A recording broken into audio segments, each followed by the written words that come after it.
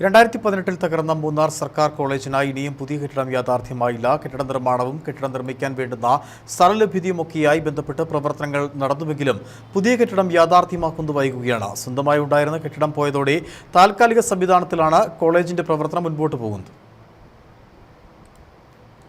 മൂന്നാർ ദേവികുളം റോഡിൽ ബൊട്ടാണിക്കൽ ഗാർഡന് സമീപമായിരുന്നു മൂന്നാർ സർക്കാർ കോളേജ് പ്രവർത്തിച്ചു വന്നിരുന്നത്. എന്നാൽ 2018 പ്രളയത്തിൽ ഇവിടെ മണ്ണിടിച്ചിലുണ്ടാവുകയും കെട്ടിടങ്ങൾക്ക് ബലക്ഷമത ഇല്ലാതാവുകയും ചെയ്തതോടെ കോളേജിന്റെ പ്രവർത്തനം താളം തെറ്റി.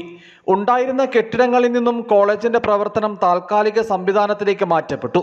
അന്നു മുതൽ ഉയരുന്നതാണ് കോളേജിനായി പുതിയ കെട്ടിട സമുച്ചയം വേണമെന്ന ആവശ്യം.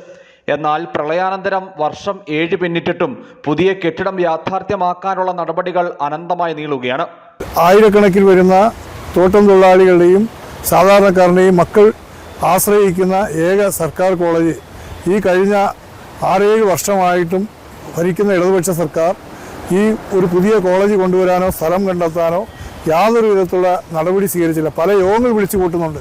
സർക്കാർ കോളേജ് ഇപ്പോൾ വരും, സ്ഥലം ഏറ്റെടുത്തു എന്നൊക്കെ പറയുന്നതല്ലാതെ പ്രവൃത്തിയിൽ സർക്കാർ പുതിയ അധ്യയന വർഷം തുടങ്ങുമ്പോൾ പോലും ഒരു കോളേജ് കെട്ടിടത്തിൻ്റെ ഒരു തറക്കല്ലിടൽ പോലും നടത്തുവാൻ സർക്കാരിനും ജനപ്രതിനിധികൾക്കും കഴിഞ്ഞിട്ടില്ല. കോളേജിനായി പുതിയ കെട്ടിടം നിർമ്മിക്കുവാൻ വേണ്ടുന്ന ഭൂമി കണ്ടെത്തുന്ന കാര്യങ്ങളിലടക്കം ഇടപെടലുകൾ നടന്നിരുന്നു. ഉന്നത വിദ്യാഭ്യാസ മന്ത്രിയടക്കം ഇക്കാര്യത്തിൽ നേരിട്ടെത്തി ഇടപെടൽ നടത്തുകയും ചെയ്തിരുന്നു. പക്ഷേ തുടർ നടപടികളിൽ മെല്ലെപ്പോക്ക് തുടരുന്നുവെന്ന ആക്ഷേപം ശക്തമാണ്.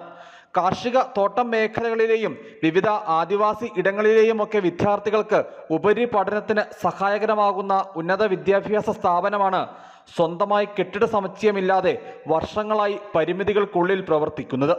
വർഷം ഇത്ര പിന്നിട്ടിട്ടും ഒരു വിദ്യാഭ്യാസ സ്ഥാപനത്തിനു വേണ്ടി കെട്ടിടം യാഥാർത്ഥ്യമാക്കുന്നതിൽ വന്നിട്ടുള്ള കാലതാമസം വലിയ പ്രതിഷേധത്തിന് ഇടവരുത്തുകയാണ്. News bureau, Adimali.